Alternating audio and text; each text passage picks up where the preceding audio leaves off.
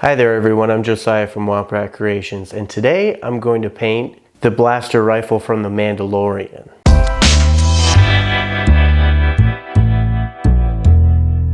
Like so many of you other Star Wars fans, I love the show The Mandalorian, and I want to be able to hold something from that show like everything else in Star Wars. I decided that the first thing that I want to build from that show is his blaster rifle.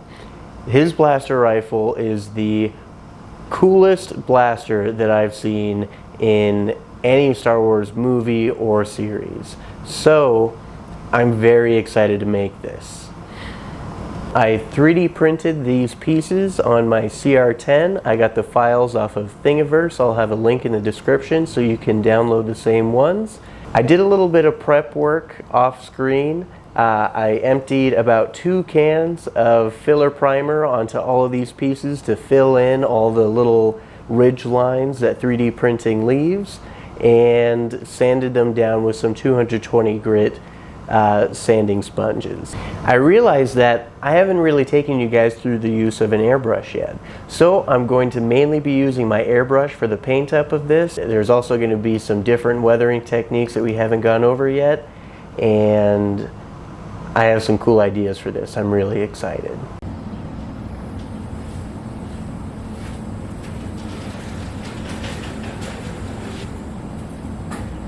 Now, the airbrush that I use is an Iwata Eclipse.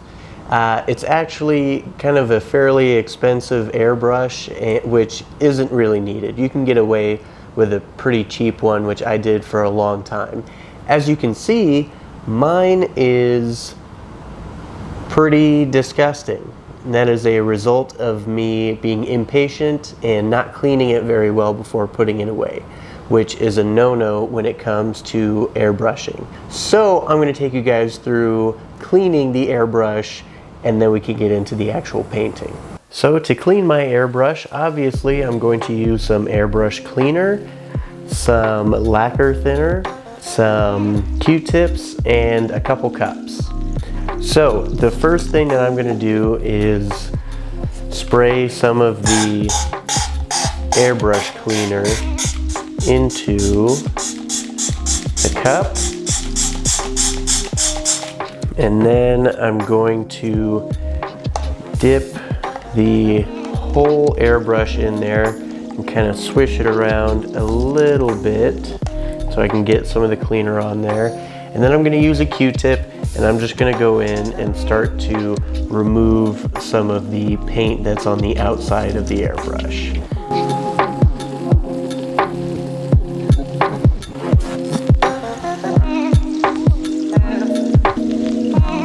Okay, so I've gotten up just about all that the airbrush cleaner is going to take care of, and there's still some paint on there. I was able to get most of it off, so now I'm going to move on to the lacquer thinner. Lacquer thinner is pretty powerful stuff, and you want to be careful when you're using that. You don't want to be breathing it in too much. It is a little noxious. I'm in a pretty well ventilated area, so I'm not too worried about it. That being said, I'm going to try to move as quickly as possible with it. I'm actually not sure if this cup can withstand lacquer thinner. It is pretty good at eating through most things, so actually I'm not going to pour it into the cup. I'm just going to go straight out of the container. That is always safe. So before I start, I'm going to disassemble the airbrush.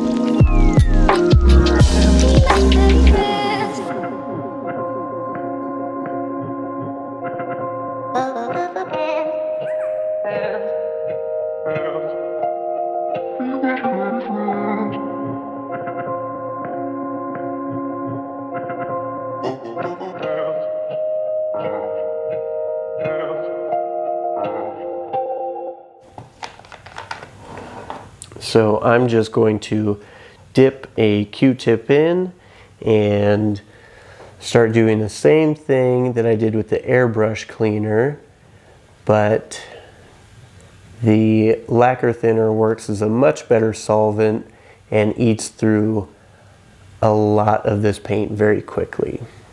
Boom! We have a mostly clean airbrush. So now that my airbrush is cleaner than when I started, I can move on to the painting. So I need to pick out my colors. These are all of my acrylic paints for my airbrush. I need black, some brown, and I think that's it for my acrylics. Now, I also need my lacquer paints. I need gloss black, aluminum, I hope I can stretch that, and some gold, and some clear coat. Now, this paint, All Clad 2, this one is the chrome. Metallic paint is incredibly difficult.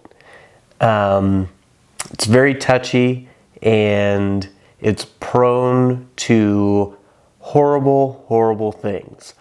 All Clad is a little expensive, but it yields the best results short of Malto, but we can get into that another time. I think these are the main colors I'm going to be using for this. I decided I am going to start with the stock of the blaster rifle. It will be a nice wood color.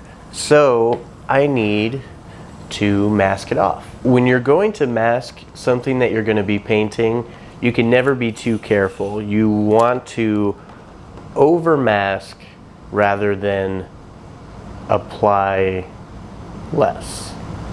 I don't know. But you'd rather overdo it than underdo it. Overspray is a real thing and it always reaches farther than you think it will.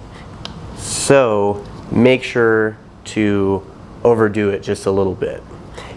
If it feels like a tedious project, you're probably doing it right.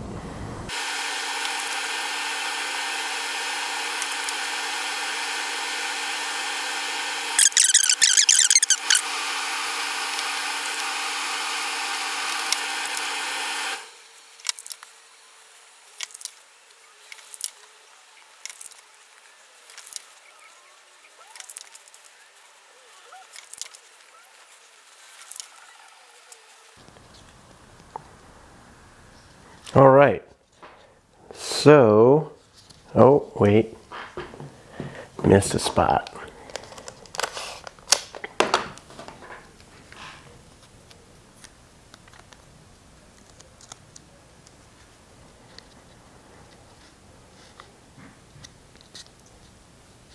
Okay, there we go. So now that I have my line done, I'm going to use this thicker tape to cover a good amount down so that I can avoid that overspray. All right, so it is all masked up. I've masked quite a ways down from where the stock ends, so I should be good to go. But of course, before I can start painting,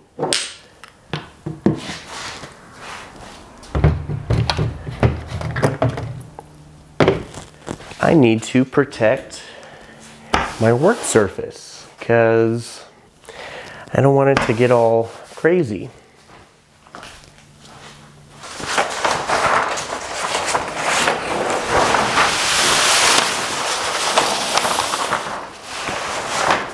All right, let's mix some paint. So, when working with airbrush paints, some airbrush paints will come pre-thinned, but if not, you have to thin them.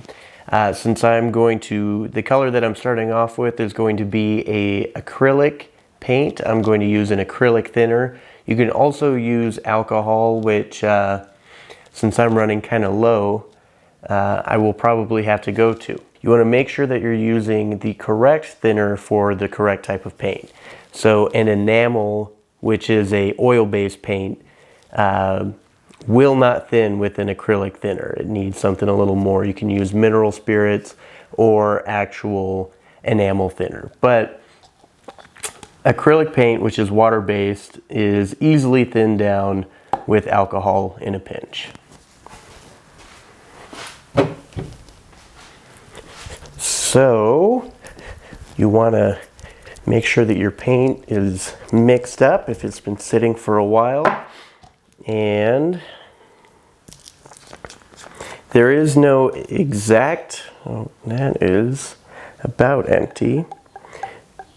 There is no exact science to thinning down airbrush paint. It would be really nice if there was. You can typically get away with 1-to-1 paint to thinner, but really what you're looking for is for it to be the consistency of milk, which is slightly different than the consistency of water, but it is different. And after you've played around a little bit with this, you get the hang of it. And I'm just going to empty that. Hopefully that's enough. Should be.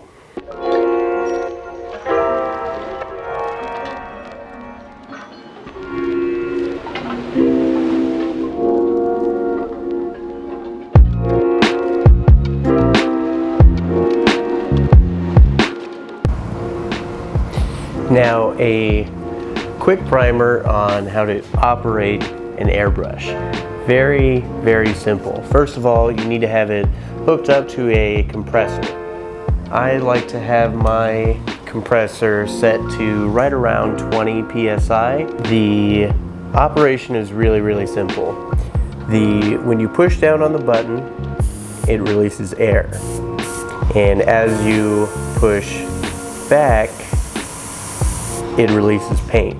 So this allows you to control both the pressure that the paint is coming out and the amount of paint that's coming out. So the more that you pull back, the more paint is going to come out.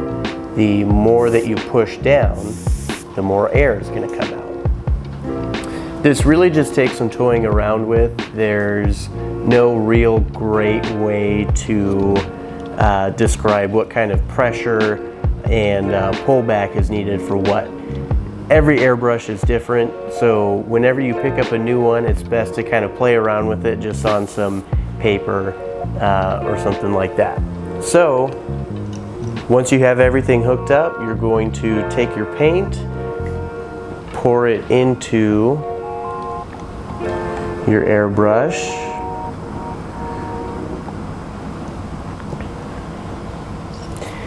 and we can start painting.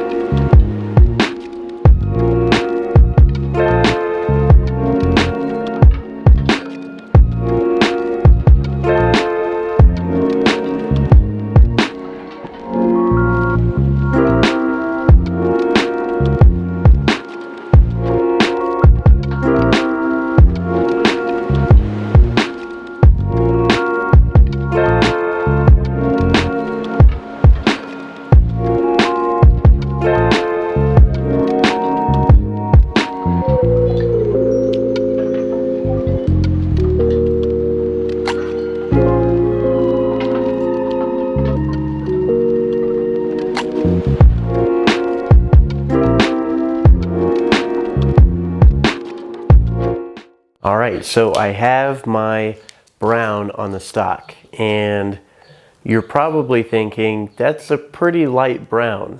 You're right.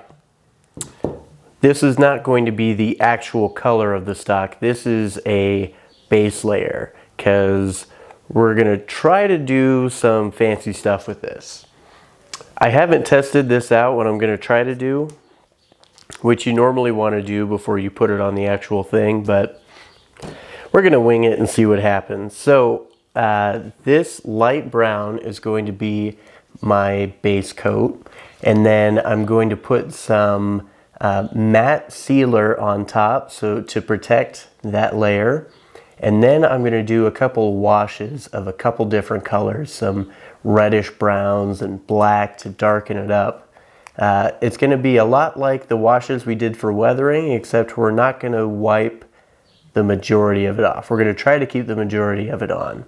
And then once we have those washes on, we're going to lightly sand some sections where it would be worn so that it goes back down to this light base coat.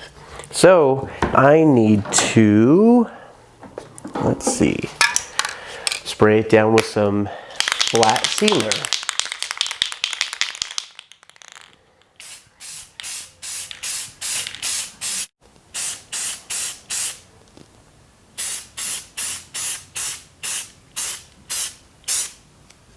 All right, so we need, I'm going to use some burnt sienna, definitely some black. What else do we have? Some raw sienna.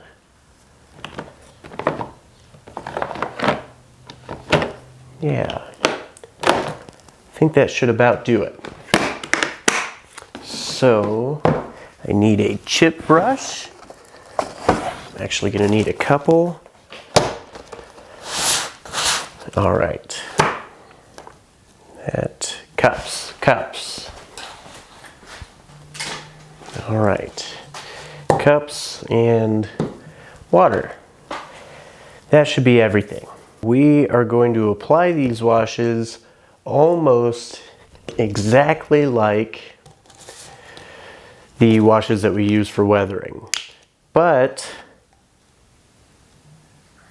I'm not going to water it down as much because we want the majority of the color to stick in this scenario.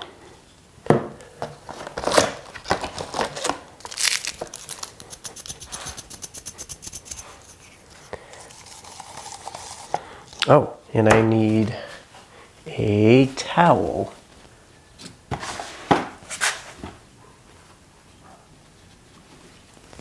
There we go. All right. We are ready to start our washes.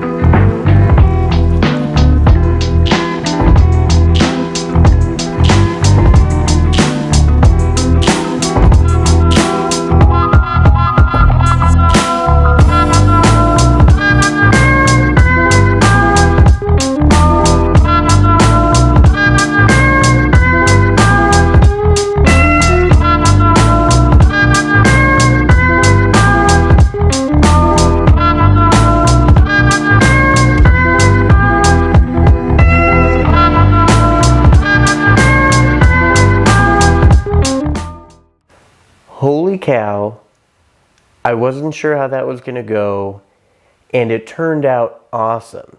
I could not be happier with the way that that came out.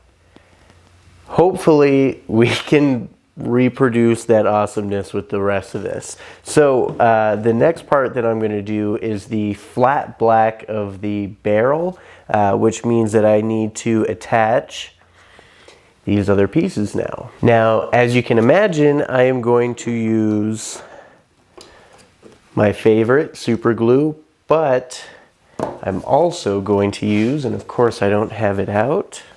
Okay. All right, here it is. I am also going to use some Weld On. Weld On, this is Weld On 3. It is specifically for acrylics. I usually use this for styrene and model making, but I've actually found that it works really well with PLA, which is what I use to print this rifle.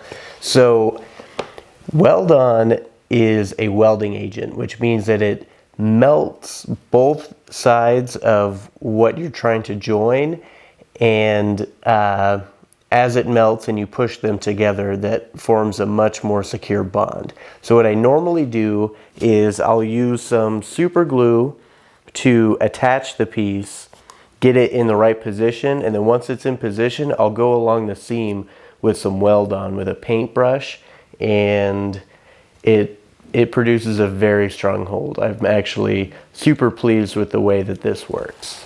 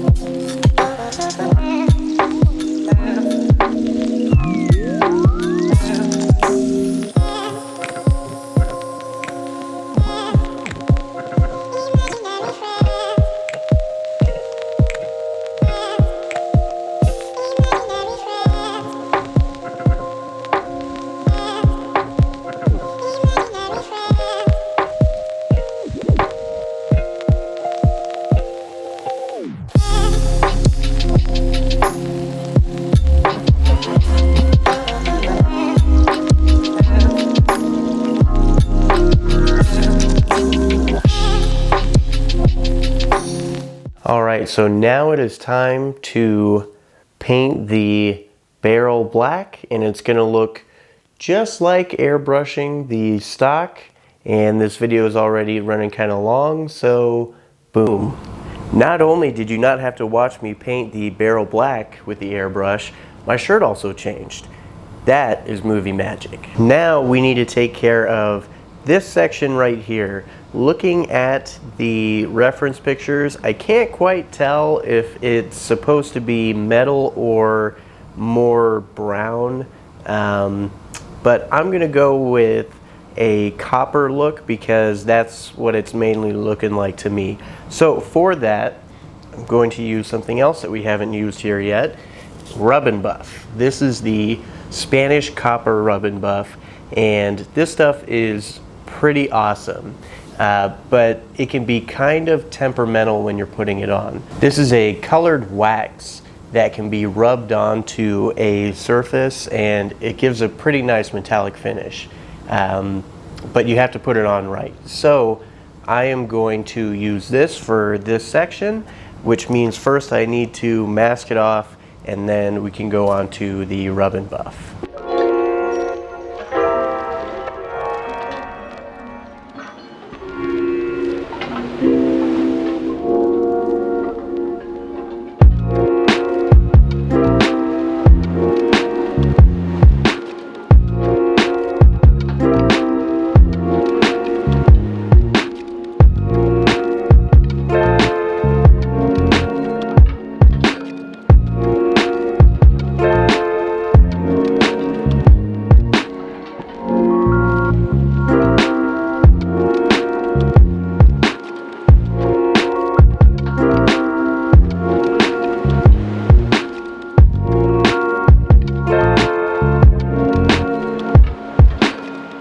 Alright guys, we are rapidly approaching the end of this paint up, and next up is probably the most difficult portion, the metallic finish pieces. So I've already masked off, obviously, the portions that are going to be getting the metallic paint. I have also brought out the final section that still needs to be attached. I haven't attached it yet to make it easier for me to paint, but it's not going to be a big deal attaching this afterwards. There won't be any seams or cracks that I have to worry about. But onto the paint. I already brought up the type of paint that I'm going to be using. It's all clad. All clad, like I said, is a little expensive, but it gives some fantastic metallic results. So when you're painting metallic finishes on things, you want to start with a gloss black undercoat. It just makes a good undertone for any metallic color. So anyways, I'm going to be starting with the gloss black from All Clad. I'm going to do all of the surfaces that need the metallic finish with the black, and then I'm going to go through with the chrome. When I'm applying the chrome, I'm going to lightly dust it over the black and then gradually build it up until I have a surface that I'm happy with. The wonderful thing about lacquer paints is they dry incredibly quickly. In fact, if you over thin them, they can actually dry from the time it leaves the airbrush to the object. It can flash in that amount of time. So you want to be careful not to over thin lacquer paints. The wonderful thing about All Clad is they're essentially pre-thinned already. They're pretty thin, so you don't really have to add anything to them. Now the last part of the All Clad system, which I think is the most wonderful, is their gloss clear coat. Most clear coats will take a lot of the shine off of a metallic paint. Even if you have a really nice shiny metallic paint, you put some regular clear gloss over it and it dulls the shine really badly. This is the only stuff that I have found that does not take the shine off of metallic paint. I don't know what kind of magic formula is in this, but it is worth every penny. So, on to painting.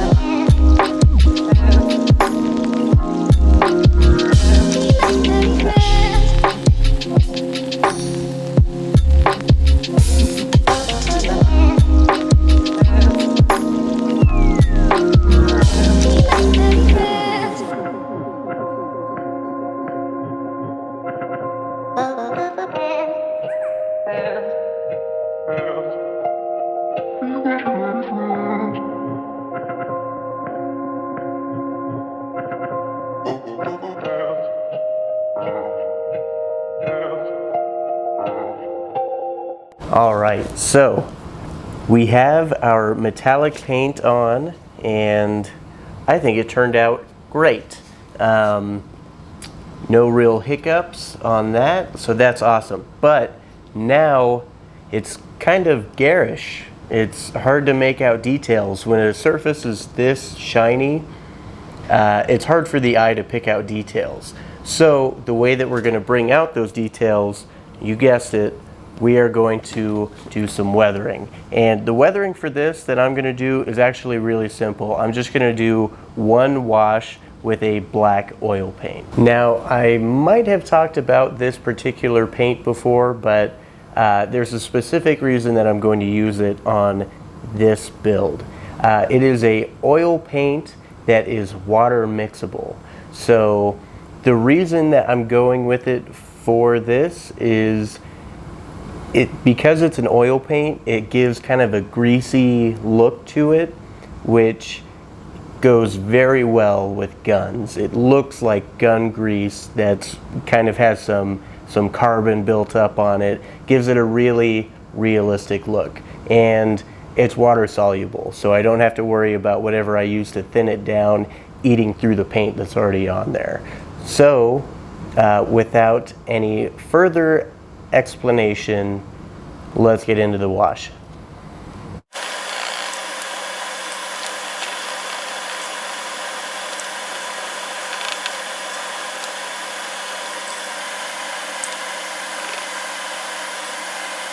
All right, guys, I am calling it. This is done. I could not be more pleased with the way this came out, especially the buttstock. That was a new technique for me that I had never done before, and it turned out really well. I'm really glad with that. I'm definitely going to have to play around with that some more. If you enjoyed this video or found it helpful, please hit the like button and the subscribe button. We are still growing our YouTube presence. You can also visit us at wompratcreations.com. You can check out our store. Anything that you buy there helps support the channel. You can follow us on social media to stay up to date on what is going on in the shop. Until next time, see you guys later.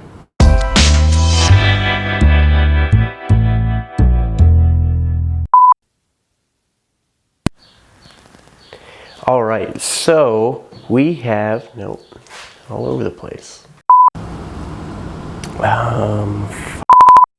The front end. The reason that I haven't attached it yet is it's going to make it easier for me to paint later. But on to, oh, damn it, it's doing good.